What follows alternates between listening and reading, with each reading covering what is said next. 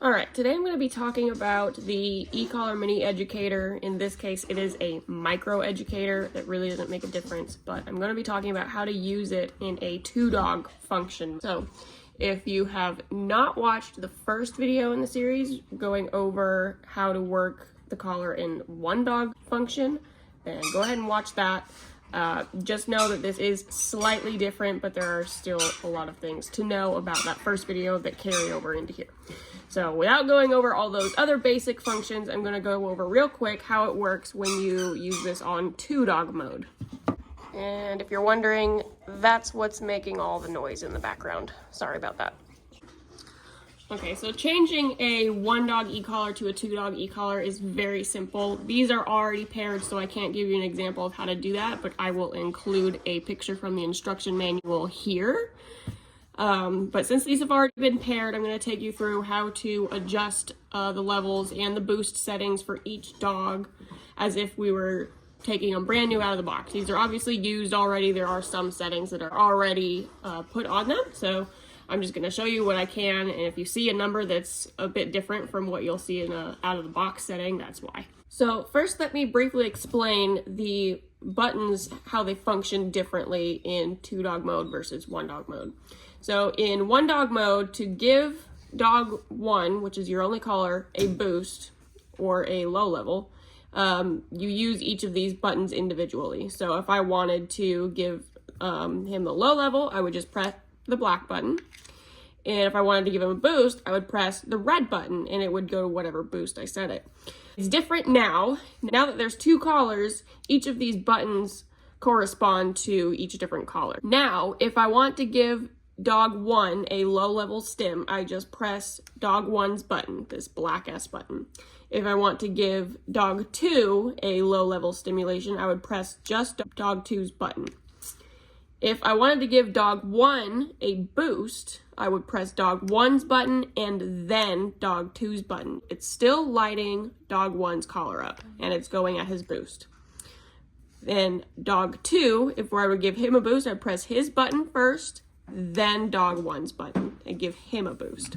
So pressing the other dog's button simultaneously will not send another signal to the other collar. You do have to make sure that you are holding the original dog's button down if you want to give him a boost. So to give dog 1 a boost, his button down, then the other. Dog 2 a boost, his button down, then the other.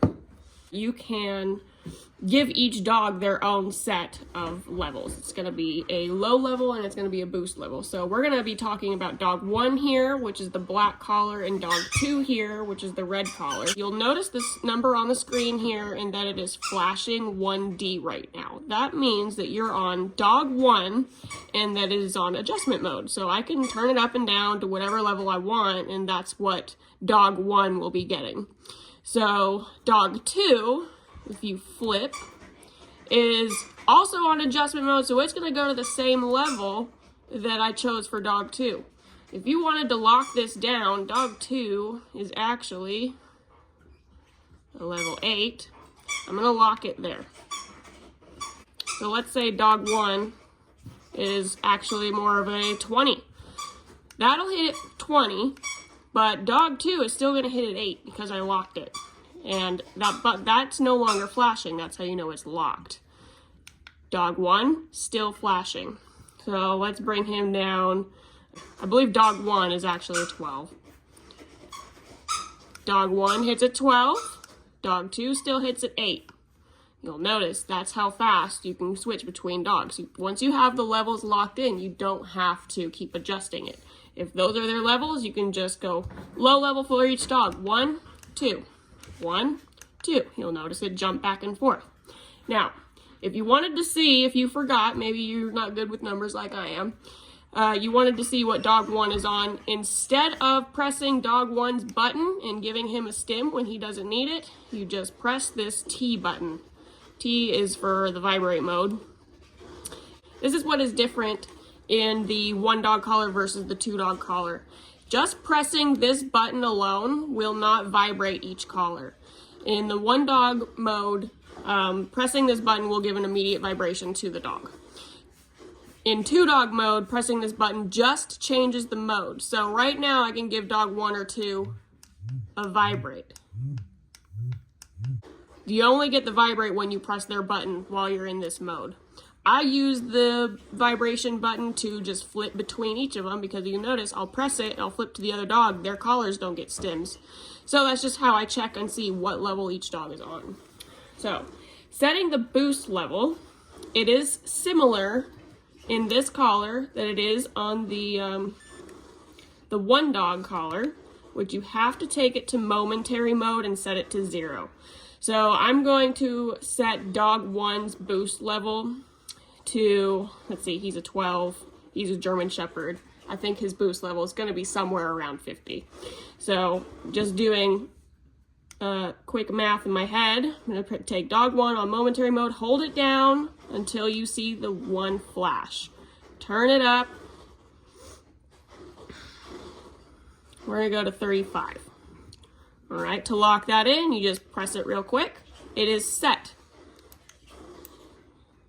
I'm going to hold down the momentary button, which is right here, the MC, which switches it between momentary and continuous. We always want to use continuous. And so now that I've set the boost, let's do the math. There you go, that's what it went to. So that is set. We've locked it in. Let's go adjust dog 2's boost setting. All right, dog 2's an 8. So dog 2 needs a little bit higher of a boost than what he's at right now, so I do actually have to change that. I'm holding down the MC button on back, turning it to momentary, setting it to 0, holding dog 2's button down until the 1 starts to flash. Okay. So I'm gonna go 25 above level 8. I'm gonna press it real quick. That is what sets it. So I'm gonna flip back to continuous mode. There we go. And now he has a new level now. It's no longer 27, it's 33. So just a little bit of a boost because he was not responding to the previous boost. But now I'm gonna lock that in. So you notice his boost is that much higher, but dog 1, his boost is that much higher. So their boosts are still set differently, and as long as you have this on lock, it is going to stay at that level. Now, if you had them both unlocked,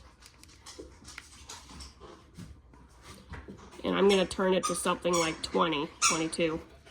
So that's gonna hit at 22, and now this one's gonna hit at 22. So make sure you have the dog locked if you want them to stay at a specific level. So there you have it. I hope that clears things up. It still functions the same otherwise, but that is how simple it is to operate 2 dogs e-collars just on one remote. There is no setting adjustment necessary between each dog. So it's literally this fast. There you go.